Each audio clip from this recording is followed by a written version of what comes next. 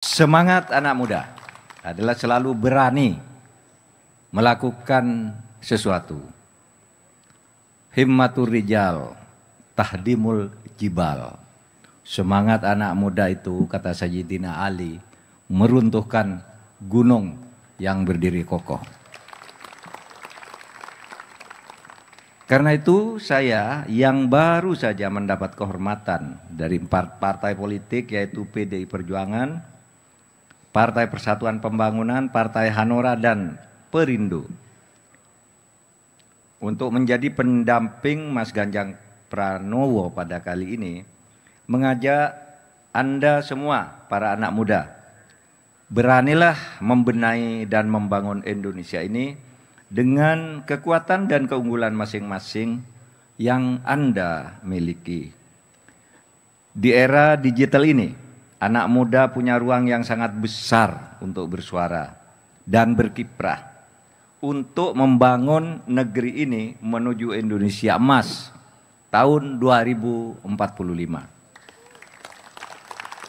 Saudara, Indonesia Emas itu Indonesia yang digambarkan oleh alinea 2 pembukaan Undang-Undang Dasar 45 yang berbunyi, dan pergerakan perjuangan kemerdekaan Indonesia telah sampailah kepada saat yang berbahagia, mengantarkan rakyat Indonesia ke depan pintu gerbang kemerdekaan Indonesia yang merdeka, bersatu, berdaulat, adil, dan makmur.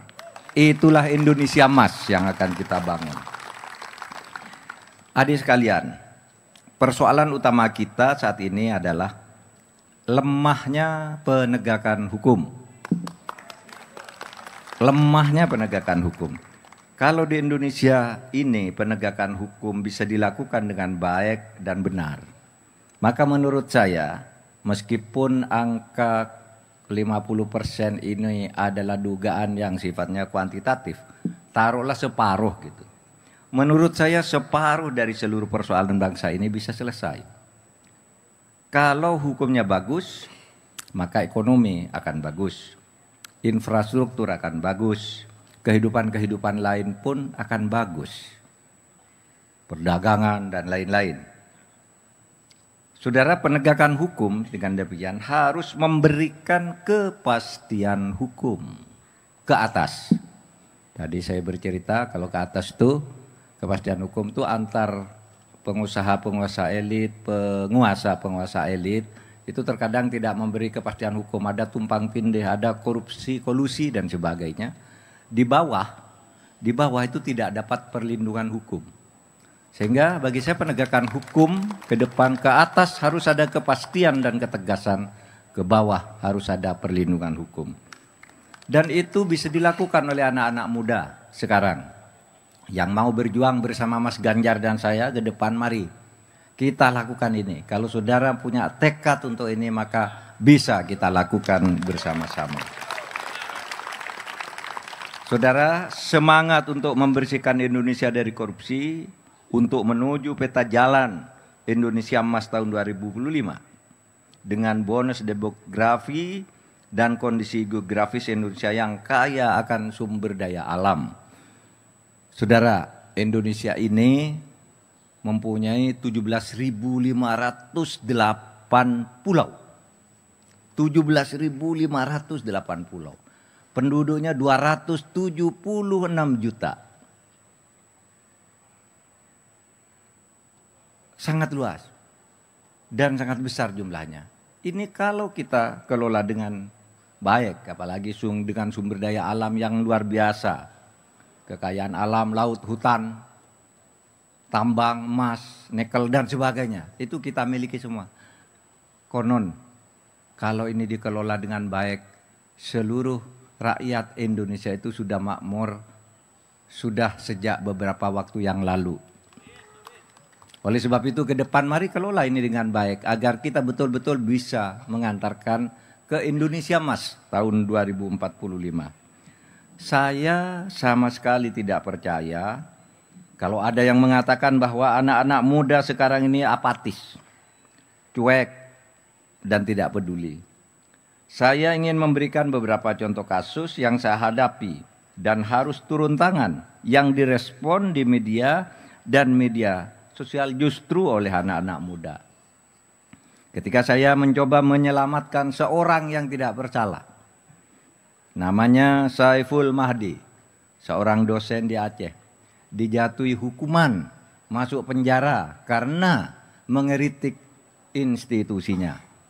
Saya turun tangan bersama beberapa pejabat di DPR dan lain-lain untuk membebaskan yang bersangkutan. Yang bersangkutan bebas. Dan sesudah bebas, sambutan anak-anak muda luar biasa. Anak-anak muda memberikan semangat dan dorongan untuk penegakan hukum dan keadilan yang seperti itu.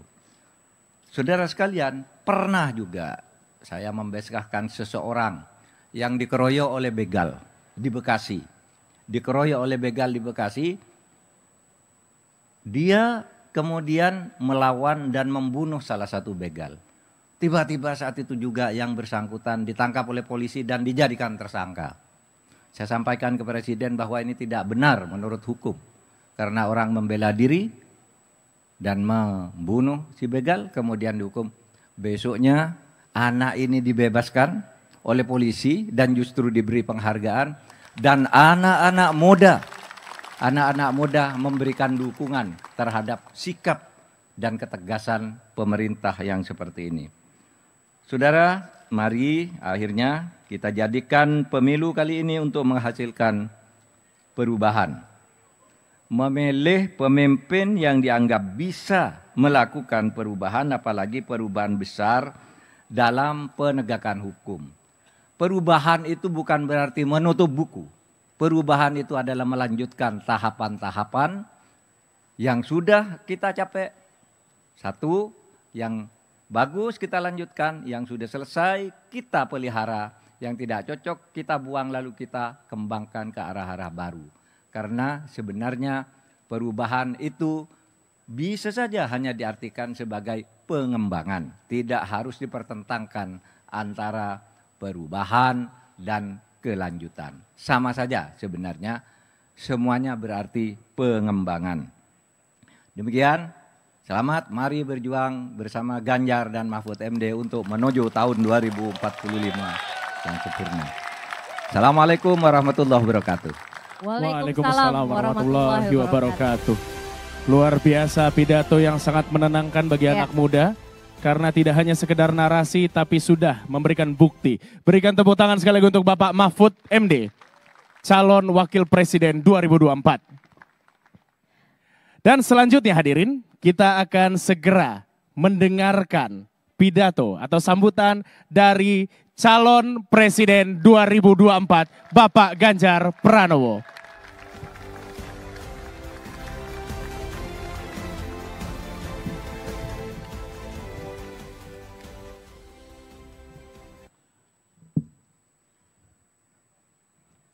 Kameranya banyak sekali ya. Assalamualaikum warahmatullahi wabarakatuh. Selamat malam, salam sejahtera untuk kita semua. Om Swastiastu, Namo Buddhaya, Rahayu. Salam Pancasila.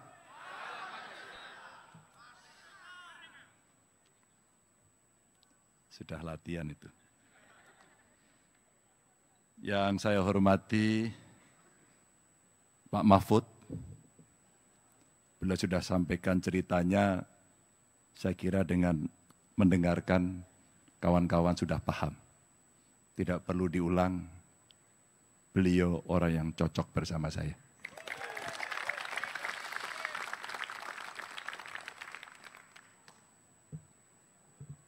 Di sebelah kanan saya ini hadir para sekjen ini. Berdiri dong yang para sekjen. Oh, dari PDI Perjuangan, P3, Hanura. Tapi yang Perindo diwakili, boleh dong. Berdiri, terima kasih. Yang di sebelah kiri saya ini timnya Pak Arsyad dari TPN. Yang TPN berdiri semua.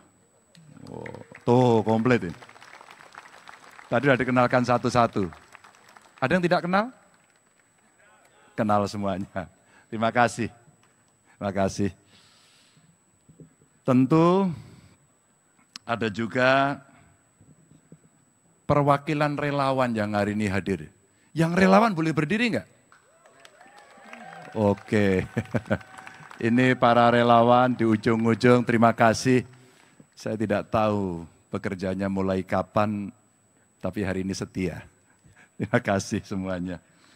Dan tentu saja sengaja saya mengajak beberapa anak muda yang mungkin lebih dulu ikut terlibat, kalau Pak Mahfud sampaikan tadi, ya punya kesadaran untuk bisa berkontribusi membangun negara. Boleh dong yang anak muda-muda di belakang yang sudah dari awal mengikuti kami semuanya, dan saya terima kasih sudah berkenan membantu. Terima kasih. Bapak Ibu kawan-kawan, hari ini kita yang hadir di sini dan tentu jutaan pemirsa sekalian yang mengikuti di seluruh Indonesia, kita bersama-sama meneguhkan niat dan sekaligus memanjatkan doa dan memulai sebuah perjuangan yang sangat penting secara bersama-sama. Perjuangan ini tentu untuk seluruh rakyat Indonesia. Dan juga untuk masa depan generasi muda dan generasi selanjutnya. Bapak Ibu teman-teman, kita menghadapi sebuah tantangan yang cukup besar.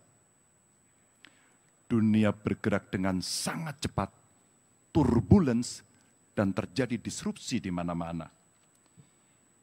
Kecanggihan teknologi bergerak juga dengan sangat cepat, dan perubahan itu terjadi tanpa kadang-kadang kita sadari. Semuanya sekali lagi serba sangat cepat. Pertanyaan untuk bangsa kita sebenarnya, untuk kita semuanya. Khususnya untuk generasi muda menghadapi yang serba cepat itu. Mampukah kita merespon itu? Saya orang yang hakul yakin, jawabannya mampu. Mampukah kita survive? Mampu. Kita orang-orang yang adaptif. Dan bukan sekedar survive loh sebenarnya, tapi kita juga harus menang dan unggul dibanding dengan bangsa lain. Bapak Ibu kawan-kawan, saya yakin-yakinnya kita bisa. Dan saya sedang tidak bercanda. Ini serius. Dan tentu saja keseriusan ini mesti kita wujudkan untuk berkontribusi dalam kontestasi ini dengan sebaik-baiknya, setulus-tulusnya, dan sekeras-kerasnya kita akan berjuang. Bapak Ibu yang sangat saya hormati, kita pasti bisa. Dan kunci dari kemenangan bangsa kita dalam menghadapi tantangan global ini terletak pada kawan-kawan yang ada di sekitar kita, generasi muda. Dan ini saya kira bukan sekedar retorika, dan ini adalah kenyataan yang harus kita hadapi secara bersama-sama. Kawan-kawan, karena itu pemerintah ke depan harus fokus setidaknya pada 3 hal. Yang pertama terkait dengan manusia Indonesia yang hebat, yang unggul. Dan tentu manusia Indonesia yang cerdas sekaligus terampil. Dan yang ketiga adalah manusia Indonesia yang produktif dan berdaya.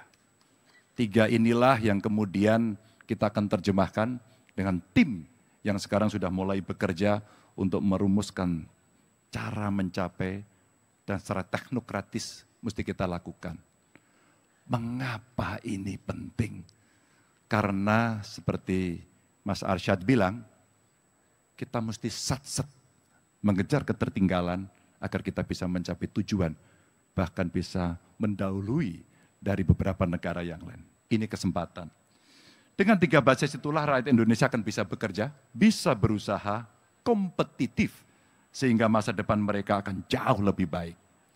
Dan saya betul-betul merasakan dan mengalaminya sendiri, bagaimana nasib seseorang dan keluarganya bisa berubah ketika mereka mendapatkan pendidikan yang baik. Saya bukanlah orang yang selalu mendapatkan fasilitas cukup. Saya lebih sering mendapatkan yang kurang. Tapi karena semangat, tapi karena kemampuan, dan kita berani menghadapi itu, sehingga saya bisa berdiri di sini bersama teman-teman. Teman-teman, karena itu pendidikan kita harus yang terbaik. Dan kita harus memastikan kesempatan pendidikan yang terbaik ini bagi anak-anak yang terbaik di seluruh pelosok negeri agar dapat mempunyai peluang yang sama untuk memperbaiki masa depan diri dan keluarganya. Dan tentu tantangan ke depan itu membutuhkan kemampuan, membutuhkan pendidikan khusus, dan kalau perlu kita harus membentuk satgas khusus untuk aktif mencari dan menemukan anak-anak berbakat di seluruh pelosok Indonesia agar dia bisa mendapatkan kesempatan pendidikan terbaik. Beasiswa kita punya kok. Kekuatan masyarakat untuk gotong royong ada. Keinginan untuk mencari, melayani itu ada. Dan kita akan pastikan birokrasi kita akan melayani, mencari, dan mendapatkan anak-anak terbaik itu. Saya yakin teknologi hari ini sangat bisa membantu seluruh aparatur. Ada AI, mereka bisa melakukan talent scouting menggunakan teknologi, dan saya kira alat ini pun dengan sangat mudah membantu mereka. Inilah generasi yang hari ini tidak ada yang hampir tidak menggunakan alat ini. Semua menggunakan, semua berkontribusi, semua mengalami. Dan semua juga bertanya bagaimana kami bisa dan memecahkan persoalan selanjutnya. Tapi bagaimana terhadap mereka yang tidak mampu? Bagaimana yang kemudian karena tidak ada keterampilan, tidak ada akses, mereka menyerah kalah dan jatuh miskin. Yang saya bayangkan dan sedang didesain oleh kawan-kawan adalah kita cari yuk satu keluarga miskin, kita pastikan setidaknya salah satu anggota keluarganya harus menjadi sarjana dan negara yang menjamin itu. Tentunya generasi muda yang sehat, cerdas, terampil, dan berdaya itu perlu kita capai dengan mudah agar mereka bisa membangun diri, membangun usahanya, membangun masa depan keluarganya. Makanya pemerintah mendatang harus cepat menyediakan lapangan pekerjaan tersebut dengan membangun iklim usaha yang baik dan membangun ekosistem baru, ekonomi baru yang kalau anak muda sekarang pasti sangat tertarik dengan ekonomi hijau, ekonomi sirkuler, ekonomi digital, ekonomi biru yang potensinya seperti Pak Mahfud sampaikan tadi, gedenya minta ampun. Kita mesti pastikan kitalah yang akan mengelola itu. Kitalah yang pertama mengelola itu. Dan tentu manusia Indonesia yang unggul dan produktif itulah yang akan membawa bangsa kita menuju 100 tahun nanti di 2045. Kita yang hadir hari ini adalah pionir yang nanti harus memastikan bahwa ya pada usia 100 tahun kita akan mencapai kejayaan itu. Teman-teman, Bapak, Ibu, kami mengajak seluruh rakyat Indonesia khususnya generasi muda untuk bersama-sama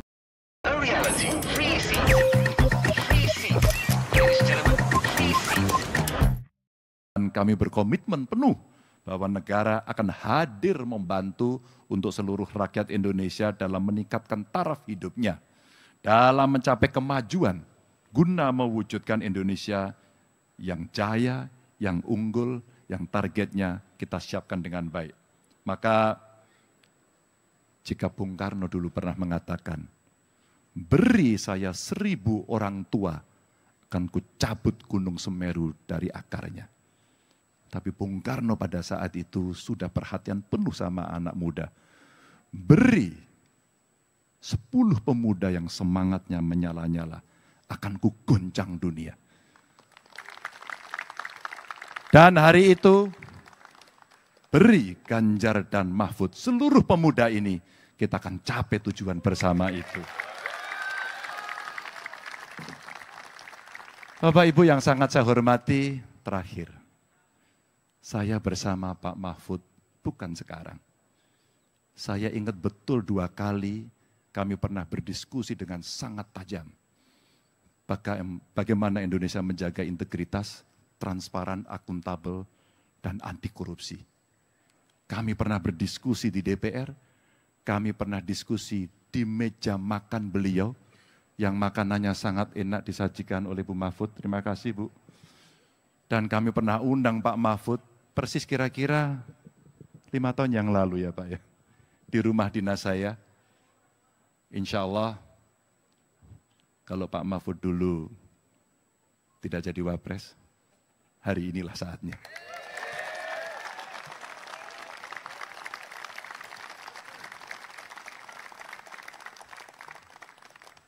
Kita tidak pernah main-main soal itu.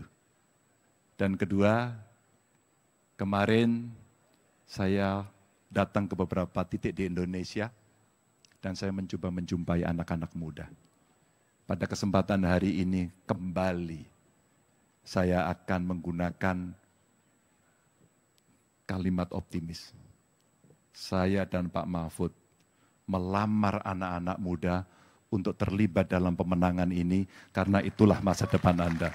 Terima kasih. Wassalamualaikum warahmatullahi wabarakatuh. Waalaikumsalam warahmatullahi wabarakatuh. Tepuk tangan yang luar biasa untuk jawab Capres kita Ganjar Pranowo ya. Luar biasa. Sepertinya kami para MC pada malam hari ini harus belajar bagaimana caranya public speaking yang baik seperti Bapak Ganjar barusan. Karena yang Bapak sampaikan itu tidak hanya sekedar menyampaikan visi misi Pak, tapi begitu mengena ke hati kami. Terima kasih banyak Pak. Dan memang pada kesempatan kali ini pula rasanya semua yang hadir di sini terutama kaum milenial udah nggak sabar nih buat nanya ya. Tapi mohon maaf sebelumnya Bapak, biasanya pertanyaan milenial ini ya memang unpredictable. Tapi saya yakin Bapak Ganjar dan Bapak Mahfud pasti mampu untuk menjawabnya. Sekali lagi berikan tepuk tangan yang meriah terlebih dahulu untuk Bapak Ganjar Pranowo, calon Presiden 2024. Baik, kita langsung saja akan ke sesi pertanyaan. Kita akan membuka pertanyaan bagi muda-mudi yang berada di sini bisa bertanya langsung kepada Capres dan Cawapres kita. Luar biasa. Ini penanya pertama kita Bapak, ini silakan. Ini penanya pertama. Ini salah satu influencer ternama juga. Ya, influencer silakan, ini ya. MC. Boleh diberikan mic-nya. MC. Ya Pak. Oke. Boleh enggak yang pertama adalah perempuan dulu? Baik. Baik. Luar biasa. Siap. Ini mohon maaf. Langsung dari Pak Ganjar ya, yang perempuan dulu. Ladies sabar first. Ya. Sabar. Baik. Silakan Silakan perempuan dulu. yang perempuan. Ada yang perempuan? Silakan. Siapa? Nah. Oh. Ya. Oke, silakan. Ini ada Mbak Aliyah juga ini, salah satu idola anak muda masa kini. Mbak Aliyah Mas Said. Ya, silakan. Silakan. Assalamualaikum warahmatullahi wabarakatuh. Selamat malam Pak Ganjar dan Mbak Mahfud. Perkenalkan nama saya Alia. Saya sebagai mahasiswa psikologi dan juga public figure ingin menanyakan, menurut pemahaman saya kesehatan mental masyarakat menjadi syarat penting bagi Indonesia jika ingin menikmati bonus demografi. Yang ingin saya tanyakan sejauh apa keseriusan pemerintah memandang isu terkait tersebut. Terima kasih. Baik. Oke, luar biasa pertanyaan. Mau langsung dijawab Pak? Langsung? Silakan. Iya. Siapa namanya? Alia Pak. Alia, terima kasih Alia. Terima kasih Pak. Alia, saya sedang bersama istri saya, sedang bersama anak saya. Dengan anak saya bercerita bagaimana saya bisa paham apa yang dipikirkan oleh anak-anak muda. Dan ternyata salah satu adalah tentang mental health. Yang kedua saya cerita dengan istri saya, bagaimana kemudian perang orang tua, termasuk ketika parenting mesti dilakukan. Ya tentu sebagai ibu istri saya rasanya jauh lebih memahami situasi psikologis itu. Apa yang terjadi? 2 kali saya melakukan diskusi ini bertemu dengan anak-anak muda. Yang pertama ketika podcast. Pada saat podcast ada penyintas yang bercerita bagaimana kesehatan mental itu super serius yang tidak boleh dilupakan. Lalu saya tanya, bro, kenapa masalah itu muncul? Pak, era sekarang kami ini masuk sandwich generations. Kami seperti terhimpit. Double burden, kadang-kadang multi burden gitu. Kami memikir diri sendiri, kami juga memikirkan orang tua. Maka tekanan-tekanan itu muncul. Hari ini yang dilakukan adalah parenting mulai dari keluarga, di sekolah, bimbingan konseling mesti wajib.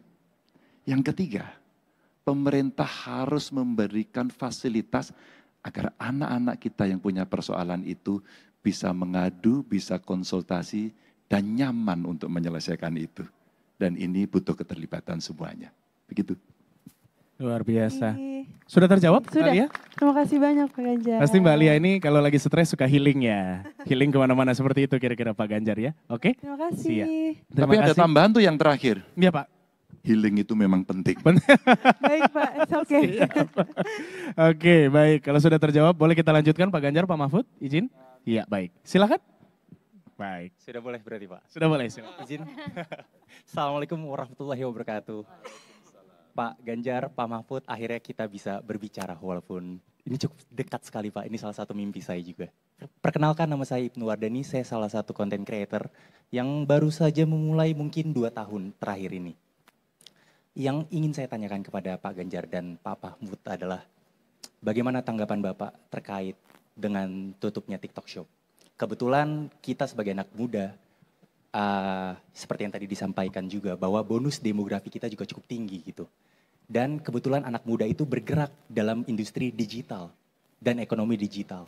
Nah, saya ingin menanyakan bagaimana tanggapan Bapak. Terima kasih. Terima kasih Mas Ibnu. Baik, silakan Bapak.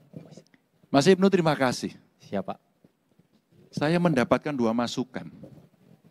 Yang pertama dari pedagang pasar tradisional yang tiba-tiba dia menyampaikan, wow Pak, kok nggak ada yang beli ya Pak? Ternyata terjadi migrasi para pembeli dan penjual di dunia maya. Salah satunya yang Anda sebut. Tapi di Cirebon saya juga mendapatkan masukan dari 2 gadis muda yang mereka memang sangat aktif jualan itu. Satu mengatakan, pemerintah tolonglah kami karena pasar kami tutup. Yang kedua mengatakan, Pak ini hak kami. Apakah kami dilarang jualan? Tidak. Konstitusi kita tidak melarang orang mencari pekerjaan. Maka yang dilakukan adalah satu saja. Kita mesti mengatur. Sekali lagi, kita mesti mengatur agar ada keseimbangan itu dan kita mesti memproyeksikan betapa ekonomi digital betul-betul persis seperti yang saya sampaikan tadi akan kita hadapi. Turbulensi ekonomi digital ini nanti kelak akan muncul terus-menerus. Maka tugas pemerintah hari ini adalah mengatur, memproyeksikan, dan kita cepat tanggap. Agar kita juga bisa mengelola itu dengan baik. Itu kuncinya. Terima kasih Pak. Baik, terima kasih. Semoga menjawab. Mungkin Pak Mahfud ada yang mau ditambahkan? Sudah cukup baik, Sudah terima cukup, kasih. baik. Baik, kami masih melanjutkan sesi mendengar ini. Banyak sekali nampaknya, boleh? Di belakang ada, Ya, di 1, samping 2, sana 3, juga 4. boleh. Silakan panitia bisa memberikan mic-nya langsung. Ya, silakan. Baik, silakan panitia. Yang milenial diutamakan. Milenial dan Gen Z, bukan silakan. milenial, tapi pertanyaannya penting ini Mas Ganjar. Oh, siap. Baik, silakan. Saya pernah ketemu sama Alam Ganjar. Menurut saya anak yang pintar dan punya kompetensi. Bagaimana menurut Mas Ganjar suatu saat, pada saat Mas Ganjar menjadi presiden, apakah akan memberikan karpet merah kepada anaknya? Terima kasih, saya Kadri Muhammad, musisi dan pengacara. Terima kasih Mas Kadri, terima kasih banyak. Dan saya sangat kenal dengan Mas Kadri. Karena hampir 2 jam beliau ngebrief saya soal IP, soal royalty, dan nasib para seniman. Makasih Mas. Saya mungkin akan kasih baju merah aja ke dia. Buat saya sebenarnya yang penting adalah bagaimana semua punya kompetensi dan bisa berkompetisi yang sehat. Saya menyadari Mas Kadri, saya dan Pak Mahfud ini beda tipis, Betty gitu ya Pak ya. Betty-nya dari sisi usia beda tipis. Saya kira hanya berbeda beberapa bulan saya dengan Pak Mahfud. Tanggal lahirnya maksudnya, kalau tahunnya agak jauh gitu Pak ya. Yang kedua beliau pengalamannya di 3 institusi. Kalau trias politika udah lengkap. Saya cuma 2. Yang saya sadari adalah kekuasaan itu ada batasnya dan kekuasaan itu menggoda. Maka kita harus punya kontrol diri dan tahu diri. Dan saya kepingin semua yang sekolah, investasi, pendidikan, kelak kemudian siapapun akan bisa menjadi apapun melalui jalur yang fair. Saya tidak mau kelak kemudian anaknya Mas Kadri akan kalah dengan Alam karena anak presiden. Saya tidak mau anaknya Mas Kadri akan kalah dengan anak bupati. Saya tidak mau anak Mas Kadri akan kalah dengan anak gubernur atau pejabat siapapun. Karena itulah penting teman-teman hadir untuk kemudian memberikan kepada saya saran, kritik, kontrol, karena semua butuh proses. Wow, sudah sangat terjawab. Dan jawaban itu diberikan standing ovation oleh Mas Kadri Muhammad sendiri. Terima kasih Bapak Ganjar. Baik, masih kami lanjutkan? Ya, Silakan masih panitia. banyak pertanyaan, silahkan. Muda-mudi kita yang hadir di sini, Boleh? silahkan. Ya, ini perempuan lagi. Selamat malam Bapak, saya Stella dari tim Ekstrava Ganjar. Saya mau tanya, Ekstra apa? Ekstrava Ganjar. Oh ya, saya pernah tahu kok itu. Ya, jadi tadi Bapak sempat bilang akan melamar kami anak muda Indonesia. Pertanyaan saya, bagaimana cara Bapak melamar kami anak muda Indonesia? Kalau sudah dilamar, mau dibawa kemana kami? Dan apa yang akan meyakinkan kami untuk menerima lamaran Bapak? Oke. Wah, Ya, silakan. Ini tertantang ini. Ini ditantang Pak. Mbak siapa namanya Mbak? Stella. Mas Jupri tenang, Mas Jupri tenang. Mas Jupri tenang. Ya, ini hanya untuk yang milenial Gen Z, yang kolonial enggak. Mbak siapa namanya? Stella, Bapak. saya punya contoh. Seno, kamu sini, Sin. Ya, enggak. Ini saya orang yang menemukan dia pertama. Mudah-mudahan saya tidak keliru ya, Sin ya. Ada dikasih mic enggak di Seno? Oke. Sin, kamu cerita, kamu saat ketemu saya pertama di mana, Sin? Waktu itu di acara pembekalan caleg Pak Ganjar. Ya kamu tak suruh ngapain? Naik ke meja Mas waktu itu. Terus ngapain kamu? Disuruh cerita tentang harapan anak muda ke para caleg dari anak yang waktu itu saya masih SMA Pak Ganjar. Apa yang kamu katakan pada para caleg? Saya cerita waktu itu bahwa politik Indonesia saat ini butuh harapan. Bukan sekedar baliho billboard, tapi ada bukti nyata dan keterlibatan anak muda di situ. Mulai kapan kamu kemudian tertarik untuk ikut politik dan kemudian sampai sekarang? Sekarang kamu Saya mahasiswa? waktu ini saat ini jadi mahasiswa Mas. Jadi mahasiswa. S1. Terus? Saya pertama kali tertarik waktu SMP. Tapi yang membuat saya tertarik saya harus masuk politik praktis adalah saat saya bertemu dengan jenengan waktu itu. Dia anak Jawa Timur, Mbak. Saya temukan dengan kawan-kawan, saya suruh ngeritik para caleg. Saya suruh naik meja dan semua geger. Sejak saat itu rasanya dia jatuh cinta dan dia mau ngerti. Lalu saya katakan, Sen, kalau mau jadi politisi kamu harus ada mentornya. Maka kamu sekarang terlibat dan mentormu adalah saya. Sudah siap masuk? Siap. Dan saya akan cari seluruh talenta anak muda Indonesia untuk menjadi juru bicara saya. Dan silahkan mendaftar kepada Pak Arsyad yang ganteng tadi itu. Oke. Saya hanya kepingin dari seluruh konsepsi saya dan Pak Mahfud nanti akan diterjemahkan oleh anak-anak muda. Dan di depan kamera, biarlah mereka yang menjelaskan secara detail, karena itulah representasi itu.